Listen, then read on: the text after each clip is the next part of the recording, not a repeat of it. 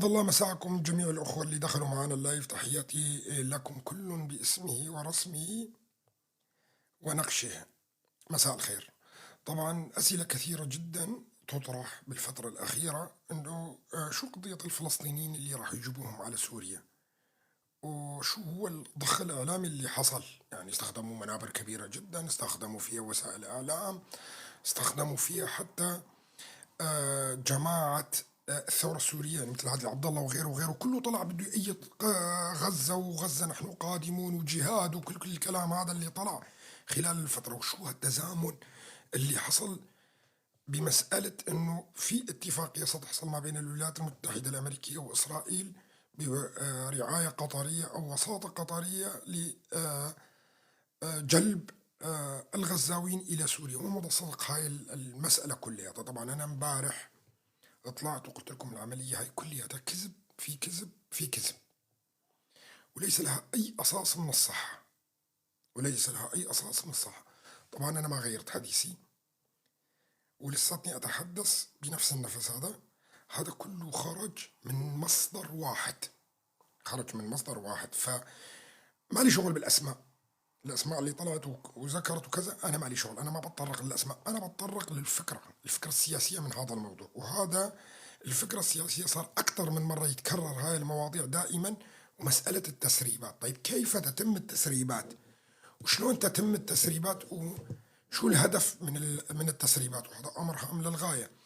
أي شخص يطلع ويقول عندي تسريب، يعني هذا التسريب يعني هو متعامل مع المخابرات، يعني هو متعامل مع المخابرات. مين بيسرب؟ مين بيسرب الأخبار بالعادة؟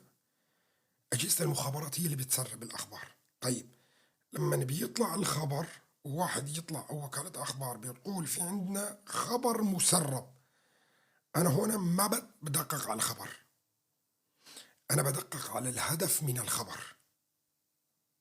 أنا بدقق على الهدف من الخبر، بيهمني شو الهدف من تسريب هذا الخبر، حتى ولو كان صح ولا كان خطأ. لو كان صح أو كان خطأ، عندي ميزان خاص فيه، يعني في داخلي بعرض هذا الخبر على الميزان هذا، وبشوف هل هذا الخبر كاذب، يعني هيك شغل العجيان، ولا هو خبر فعلا مسرب من مخابرات. وشو هدف من تسريب هذا الخبر؟ وهنا الهدف هو المهم. يعني لما يطلع خبر مثل هذا الخبر، اتفاق ما بين الشرع وإسرائيل على صفقة القرن سماها، أو على جلب شعب غزة إلى سوريا مقابل كذا وكذا وكذا، هالقد مليارات، هالقد امتيازات، هالقد كذا، هذا كله بطيخ تأليف هذا كله. لكن الخبر الأساسي، الهدف هون بدي أنظر إليه، مين المستهدف، مين الأطراف؟ إسرائيل، وساطة قطرية، وأحمد الشرع. طيب إسرائيل بيهمها أهل غزة يطلعوا، لكن وجهة نظري أنا طبعا إنه أهل غزة يروحوا على سوريا وعلى الحدود الإسرائيلية. شرحت هذا الموضوع مطولا، ما راح أخوض فيه. قطر يعني إخوان مسلمين وتركيا، قطر يعني إخوان مسلمين وتركيا. طيب هذا الخبر ليش بيسربوا فيه؟ حدا مستهدف فيه. الطرف الثالث بالموضوع هذا كليته هو أحمد الشرع. إذن المستهدف مين بالنسبة إلي؟ المستهدف هنا أحمد الشرع. شوف، أول شيء أنا صنفت الخبر على أساس إنه تسريب من مخابرات. المخابرات هاي راح يكون لها هدف باستهداف حدا معين.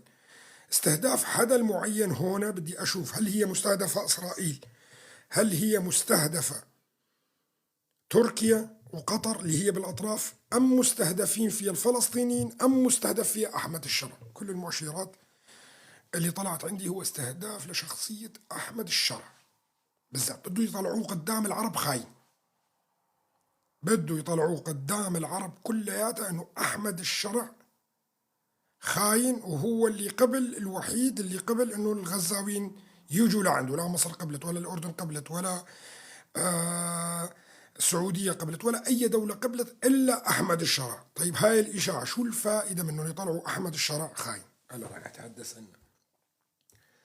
طبعا بعد التفكير بهذا الموضوع، بشكل طويل جدا، وصار لي يومين عم بستنى، طلع معاي انه كل اللي دبر هاي المسألة هي تركيا. تركيا اللي عملت هاي المسألة كلياتها، وخصوصا بعد صدور بيان هيئة علماء المسلمين، بيان عن هيئة علماء المسلمين اللي بتضم 1.5 مليار من المسلمين السنة تحت لوائها. وبدنا نقرأ هلا البيان تبع الاتحاد العام لعلماء المسلمين، وهاي أول سابقة بتحصل. طيب غزة صار لها سنتين بتقصف، فلسطين كل يوم عم بيقتلوا الآلاف المؤلفة منا، ليش يطلع بيان مثل هذا البيان الغريب العجيب بالوقت هذا بالذات؟ وشفنا نحن تحريك أذرعة إخوان المسلمين اللي موجودة في سوريا، المظاهرات اللي حصلت في الشوارع كله يطالب بالجهاد ضد إسرائيل. القطريين والقنوات القطرية اللي بتتحدث فيها أيضا بهذا الموضوع كلياته، هاي كلياتها لعبة تركية حصلت على الشرع. ليش؟ لأنه حاولت تركيا بأي شكل من الأشكال أن توقع بعض العقود، وكان يأجلها الشرع. لحد الآن ما سمعنا أن تركيا والشرع وقع أي عقد، صح ولا لا؟ ما وقع أي شيء معهم لأن الدول الغربية تمنعه. الاتفاق الأخير اللي حصل ما بين قسد وكان مجبر عليه أحمد الشرع، ومو راضي عنه تركيا، مو راضي عنه تركيا على فكرة، مرغمة. زيارة هكان فيدان إلى تركيا وأعطوه كل التعليمات الأمريكيين بالنسبة لسوريا وعليه الخروج، فهو بده يقلب الطاولة على الجميع الأتراك، بده يقلب الطاولة على الجميع. ويعتبر يعني حتى هاي الرسالة لشرع، أنا اللي جبتك وأنا اللي راح أعملك شرعي وأنا قادر إني أسويك إرهابي مرة تانية. فالمؤامرة واضحة جدا على شخصية أحمد الشرع تماما بهذا الموضوع. طيب اتحاد العلماء المسلمين اللي بيسيطر عليه تركيا وحركة الإخوان المسلمين واللي بتضم 1.5 مليار من السنة، بتطلع هذا البيان: الاتحاد العالمي لعلماء المسلمين يفتي بوجوب الجهاد والتدخل العسكري من الدول العربية والإسلامية لنصرة غزة. رئيس الاتحاد العالمي لعلماء المسلمين الدكتور علي قرداغي نشر على جميع منصاته نص الفتوى مفصلا في بنود والدعوة إلى نصرة إخواننا في غزة. لجنة الجهاد والفتوى بالاتحاد العالمي لعلماء المسلمين تصدر فتوى في نزالة استمرار العدوان على غزة ونقض الهدنة. أهم ما تضمنه ما يلي: وجوب الجهاد بالسلاح ضد الاحتلال في فلسطين على كل مسلم مستطيع في العالم الإسلامي على حمل السلاح. وجوب التدخل العسكري الفوري من الدول العربية والإسلامية. وجوب حصار العدو الصهيوني المحتل برا وبحرا وجوا وبما في ذلك الممرات المائية والمضائق وسائر الأجواء في الدول العربية والإسلامية. وجوب حصار العدوان الصهيوني المحتل بريا وبحريا وجويا بما في ذلك الممرات المائية والمضائق وسائر الأجواء في الدول العربية والإسلامية. امداد المقاومة عسكريا وماليا وسياسيا وحقوقيا واجب شرعي. امداد المقاومة عسكريا وماليا وسياسيا وحقوقيا واجب شرعي. إنشاء حلف عسكري إسلامي لحماية الأمة وردع المعتدين وهو واجب شرعي بشكل عاجل. تحريم التطبيع مع العدو الصهيوني. تحريم الإمداد بالبترول والغاز للكيان الصهيوني. إعادة النظر في معاهدة السلام التي أبرمتها بعض الدول العربية مع الكيان المحتل. وجوب الجهاد المالي لدعم أخواننا في غزة وسرعة فتح المعابر. دعوة الجاليات المسلمة في الولايات المتحدة الأمريكية إلى الضغط على ترامب وحكومته لإيفاء بوعودها الانتخابية في حال إيقاف العدوان وإحلال السلام. طبعا بيان كارثة، هذا البيان كارثة، يعني إلى تأجيج كل الشعوب الإسلامية 1.5 مليار في العالم ضد إسرائيل وضد الولايات المتحدة الأمريكية وأوروبا. طبعا نحن لنا سابق تجربة أيضا مع الأتراك بأنه استخدموا لغة الضغط ضد الأوروبيين وضد الأمريكان في مناسبات عديدة جدا. يعني تتذكروا أنتم مسألة اللاجئين اللي فتحوا الحدود على أوروبا وتهديد أوروبا بشكل دائم، وتهديدات أردوغان أيضا وتصريحاته سابقا دائما بتهديد أوروبا بأنه أنتم إذا ما دعمتونا وما وقفتوا معنا بأنه الإسلاميين والمتطرفين سيغزون أوروبا. وهذا الأمر أمر خطير جدا. كانوا الأتراك دائما الأوروبيين دائما يرضخون لتركيا ومطالب تركيا، لكن الوضع الآن مختلف تماما. هذا التصرف اللي بيحصل الآن هو لقلب الأوراق في سوريا، يعني لقلب الأوراق في سوريا، وأنه يوهم الأوروبيين بأنه من دون تركيا لا يمكن السيطرة على سوريا، فخروج تركيا من سوريا هي مسألة معقدة للغاية، وهذا راح يؤدي إلى أسلمة سوريا بشكل أكبر. فوجود الأتراك في سوريا راح يحل هاي المعضلة، حتى لو ضحى بالجولاني، حتى لو أردوغان ضحى بالجولاني وجاب ناس جديدة أكثر اعتدال على أساس حسب مفهومه هو والخطة اللي راسمينها هم، والمهم أنه يبقى هو في سوريا. طبعا نحن شفنا كمان أنه بعض الكتائب بدأت تتشكل في سوريا لمحاربة إسرائيل على غرار حركة حماس، نفس شكل حركة حماس. وشفنا الفيديوهات اللي صدرت، أنا من امبارح ولد امبارح واللي قبله عم بتابع الفيديوهات اللي عم تطلع من الأراضي السورية والمظاهرات اللي بتطلع، واللي كله بيدعي للجهاد ضد. طيب نحن كدولة هلا خارجين من حرب وساقط فيها النظام مجرم وكذا، وبدنا دولة يعني منتهية بالديون، ودولة بدها مئات ملايين الدولارات حتى إعادة الأعمار، وسلاح ما في نهائيا. يعني أي حكمة عقلية في العالم تدعو أنك أنت تروح هالحال أنك تحارب إسرائيل وتعمل كتايب إسلامية والأمور هاي كلها. حتى الأمن العام التابع للجولاني ما عم بيعرف مين هدول وشو هالكتائب الهاي اللي عم تتشكل، وتطلع فيديوهات فقط، وهي فقط للإعلام على فكرة، مشان تعرفوا هي فقط للإعلام. طبعا الميت التركي لعب. شفتوا انتوا الإعلام القطري فجأة في قناة الجزيرة والإعلام القطري اللي تابعين للقناة، الإعلام القطري اللي تابعين لحركة الإخوان المسلمين كلهم أيضا دخلوا في الحركة، ونفس الكلام اللي بيحكوا الجهاد في غزة ومناصرة أهل غزة. والقسم الثاني اللي بيتحدث إيش؟ جولاني باع فلسطين وعم بيستقبل أهل غزة. هلا إذا جمعت الموضوعين مع بعض فهي جهة واحدة اللي عم تشتغل على هذا الموضوع، هي جهة واحدة اللي بتشتغل على هذا الموضوع.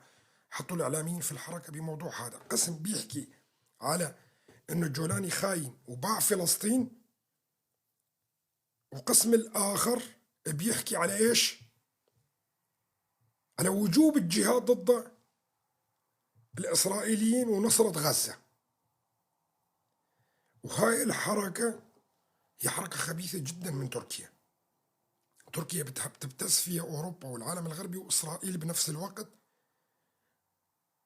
وتحرك 1.5 مليار مسلم إنه أنا أوراق القوة كلها بإيدي، وأنا قادر إني أحرك العالم الإسلامي كلياته، أنا قادر إني أحرك العالم الإسلامي كلياته وأخليه ينتفض كله وأقلب الأوراق كلياتها ضدكم. وهاي الرسالة اللي الأتراك حبوا يوصلوها للإسرائيليين، وهاي كارثة كبيرة جدا. طبعا شو بده يصير؟ ما راح الغرب يسكت على اللي بيعملوا الأتراك. راح نشوف بالفترة القادمة تحالفات جديدة جدا. وبدأت الأخبار الحديث عن لقاء إماراتي مصري يوناني إسرائيلي، وتحالف جديد ضد تركيا، وأيضا تحركات اقتصادية بشكل كبير جدا لقطع تمويل على كل الأذرع التركية الموجودة في الخارج، في وسط أفريقيا، في ليبيا، في سوريا، في أي مكان يتواجد فيها الأذرع التركية. وتصنفت الدول الغربية وإسرائيل عم تصنف الأتراك بأنهم أخطر من الإيرانيين، عم تصنف الأتراك على أساس أنهم أخطر من الإيرانيين بشكل كبير جدا. الآن الإسرائيليين يعملون بشكل كبير لإقناع العالم الغربي ومن ضمنها أوروبا بقطع العلاقات مع تركيا وحصار تركيا اقتصاديا وقطع الحدود مع تركيا بكل الأشكال وسحب كل الامتيازات اللي كانت تقدمها لتركيا. وراح ينجح الإسرائيليين. وزيارة نتنياهو إلى نيويورك غدا لملاقاة ترامب راح يستطيع فيها يقنع ترامب بأن تركيا أصبحت عدو، وأن تركيا لا تقل خطورة على إيران، وسيعمل خلال الفترة القادمة على تركيا كما إيران تماما. وراح نشوف فجأة تتغير السياسة الدولية بالنسبة لتركيا بشكل كبير، وراح تكون مفاجأة هائلة راح تمتد لسنة، سنة ونص، وبعدين راح يبدأ التقسيم، ينخر جسم الدولة التركية من الداخل. احفظوا هذا الكلام وهذا هام للغاية، وراح نشوفه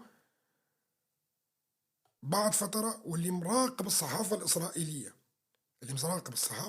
والصحافة الأمريكية خلال الفترة اللي فاتت راح يفهم كلامي، لأنه هو تجميع لكل الحديث اللي كان يحكوه بالصحافة كلياته وتقديمه،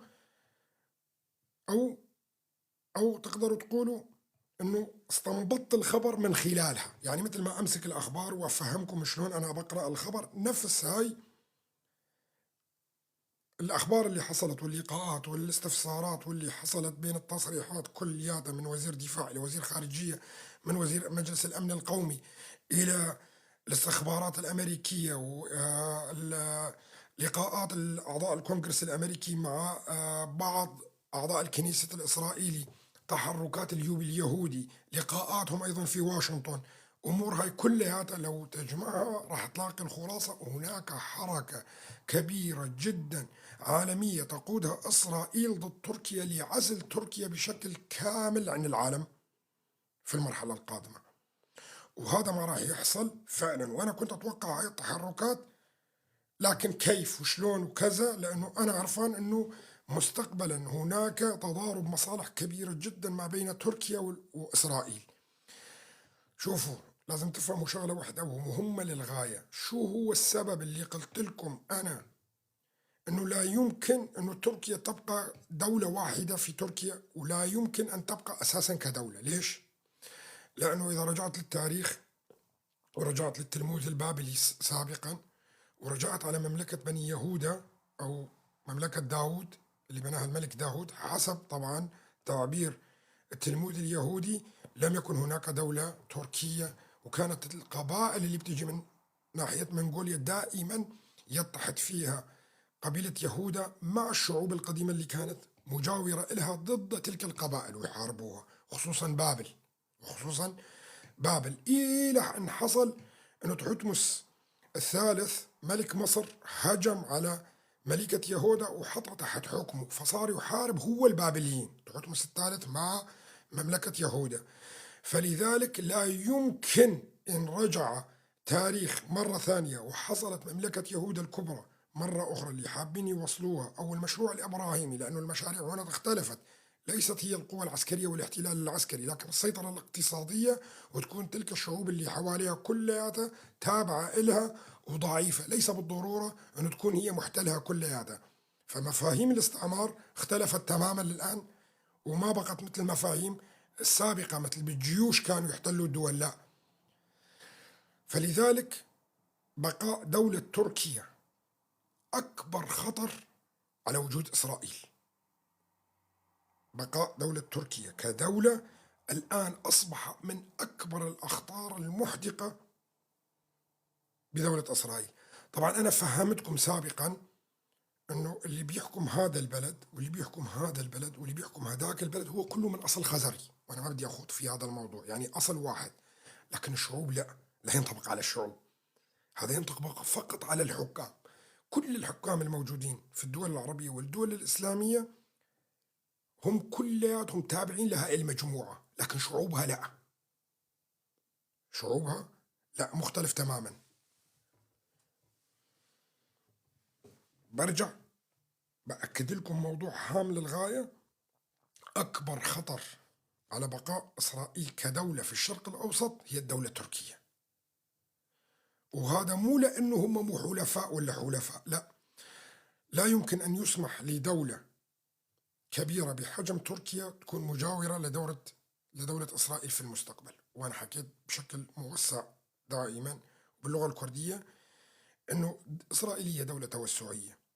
إسرائيل كانت في 48 قبل إنشائها ما بتتجاوز عدة آلاف، كانوا عبارة عن شارعين في القدس. رويدا كبروا وزادوا واشتروا أراضي وقاتلوا وطلعوا الناس من أراضيها قسم منها، واشتروا قسم من الأراضي كلها، وهيك شوي شوي وسووا حروب.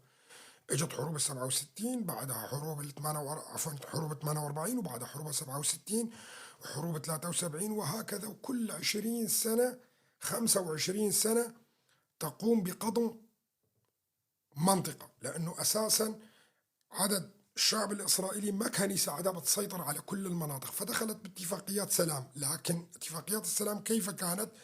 أنه كل المنطقة تكون خالية من السلاح، وحددت قوة الجيوش العربية اللي دول المجاورة إلها، ممنوع تشتري أسلحة باتفاقيات السلام اللي حصلت. يعني اتفاقية كام ديفيد عام 1973 74 اللي تم توقيعها مع مصر كانت على أساس سيناء تكون خالية من السلاح بشكل كامل. فعلا انسحبت الجيش المصري من سيناء بشكل كامل وما فيها غير شرطة. أيضا حددت الاتفاقية بأنه مصر ما بتشتري سلاح أو تطور أسلحة إلا عن طريق الولايات المتحدة الأمريكية، مقابل أنه تأخذ 2.3 إلى 2.4 مليار دولار كمساعدات مالية أيضا ومساعدات عسكرية تحصل منها من الولايات المتحدة الأمريكية. فحددت كل أنواع الأسلحة.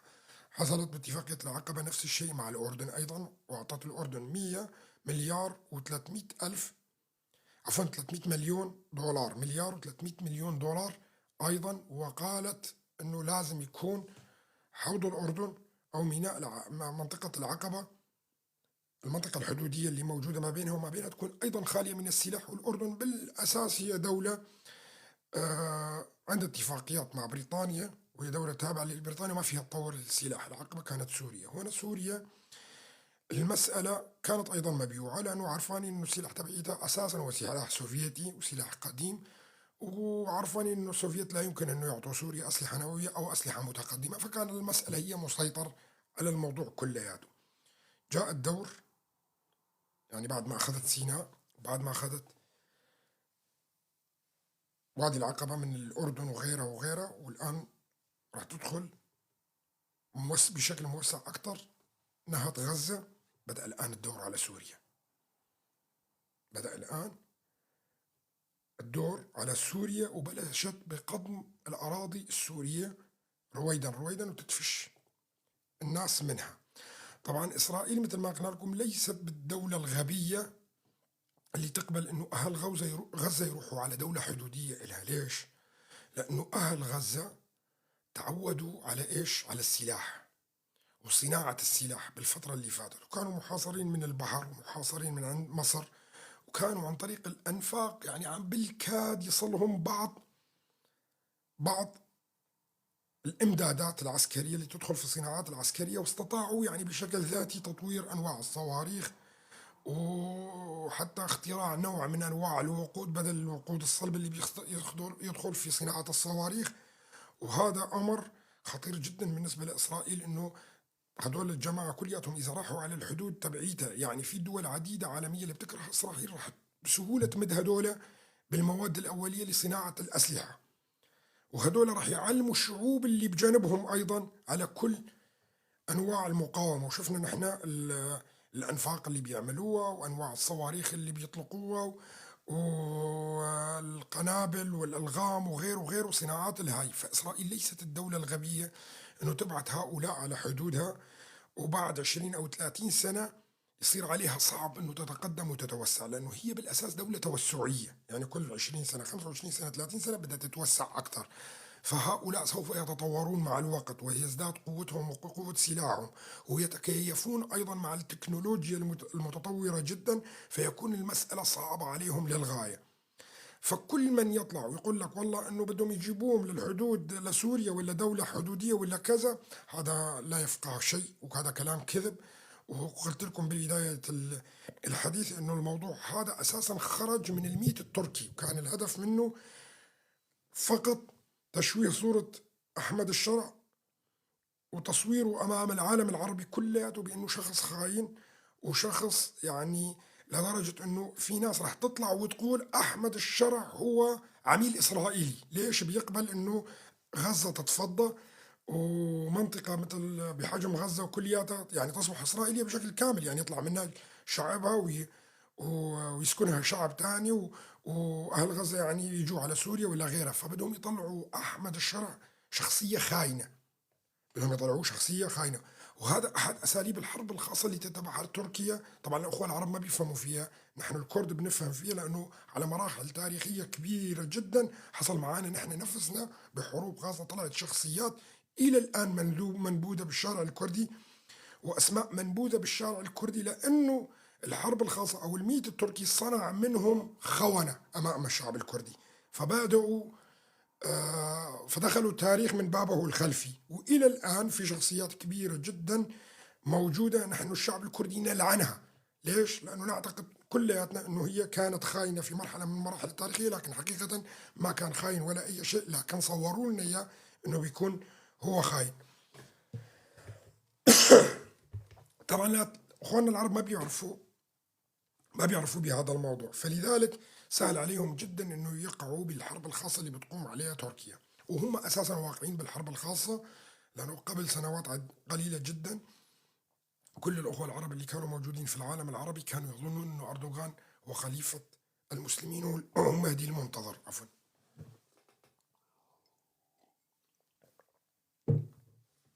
كانوا يظنون انه هو جاي اللي بده يعيد امجاد الدولة الاسلامية، وهو المهدي المنتظر اللي راح يخلص الأمة الإسلامية كلياتها، بسبب الحرب الخاصة اللي عملها أردوغان على الشعوب العربية.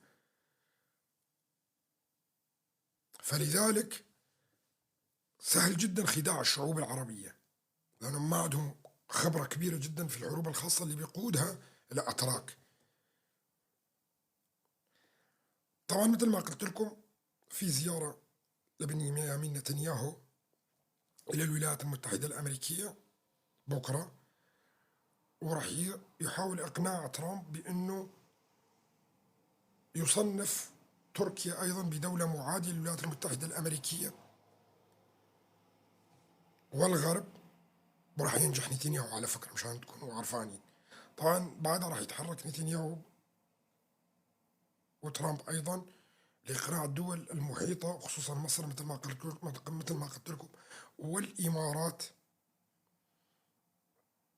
طبعا الإمارات هنا للتمويل، واليونان وإسرائيل، وراح تكون بالخفاء معهم المملكة العربية السعودية أيضا بحلف ضد تركيا. طبعا الاستثمارات الخليجية في تركيا كبيرة جدا. سحب الامتيازات الاقتصادية من الخليج من تركيا سيؤدي إلى انهيار تركيا. وكمان الدول الأوروبية لهم استثمارات كبيرة جدا وهائلة في تركيا. تركيا ستقع في حصار اقتصادي كبير جدا خلال الفترة القادمة، غير غلق المعابر عسكريا اللي موجودة، غلق المعابر عسكريا على تركيا. حكيت لكم على 4 موانئ اليونانية اللي اشترتها الولايات المتحدة الأمريكية الاتفاقية الجديدة اللي حصلت ما بين بلغاريا وأرمينيا أيضا، هذا كله سيعكس محاصرة تركيا بشكل كبير. وبعدها سنة من الحصار الاقتصادي، انتم تعرفوا أن الولايات المتحدة الأمريكية بعطيكم أقرب الأمثلة للعراق، يعني حاصرها من عام 1991 إلى عام 2003، يعني ما يقارب 10 سنوات أو 12 سنة 13 سنة، وبعدين قام بالغزو. لكن تركيا ما بتستحمل 13 سنة، الوضع الاقتصادي في تركيا منهار. أي نكسة اقتصادية حاليا سيؤدي إلى تفككها لا محالة. فأنا ما بتوقع أنه القضية تطول 13 سنة كما حصل في دول تانية، لا، القضية كلها راح تطول سنة وثلاثة أشهر، سنة وثلاثة أشهر وليس 13 سنة. شوفوا، من إمتى الحصار على إيران؟ من إمتى بدأ الحصار على إيران؟ إمتى تم مراقبة إيران والواقع هي في الحصار؟ بدي إياكم أيضا تشاركوني الرأي هلا، المعلومات عفوا. إمتى حصل الصراع على إيران؟ أو الحصار على إيران عفوا.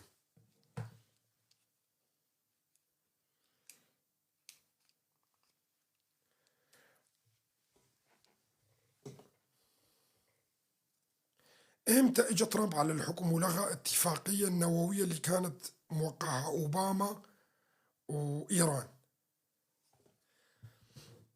من هذاك الوقت 2016 2016 2016 إجا. طيب كم سنة صار هلا؟ 16 17 18 19 20 21 22 23 24 25 10. شفتوا نفس الولايات المتحدة الأمريكية شقد تخليك تحت الحصار وبعدين تجيك الضربة القاضية؟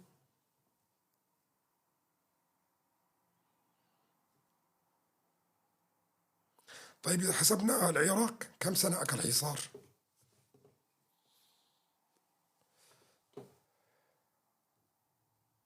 بدأ الحصار من عام 1991 للعام 2003، صح ولا لا؟ 12 سنة تقريبا. طيب كم استغرق سقوط بشار الأسد؟ كم استغرق سقوط بشار الأسد والعقوبات كمان اللي حصلت عليه؟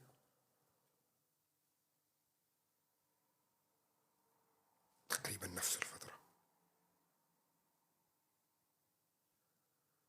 طيب سؤال، متى بدأ فتور العلاقات ما بين الولايات المتحدة الأمريكية وبعض أنواع العقوبات العسكرية على تركيا؟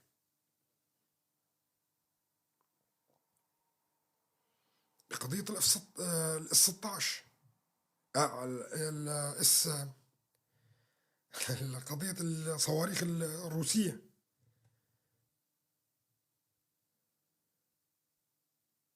اس 400 بعد ما تم اغتيال السفير الروسي في أنقرة،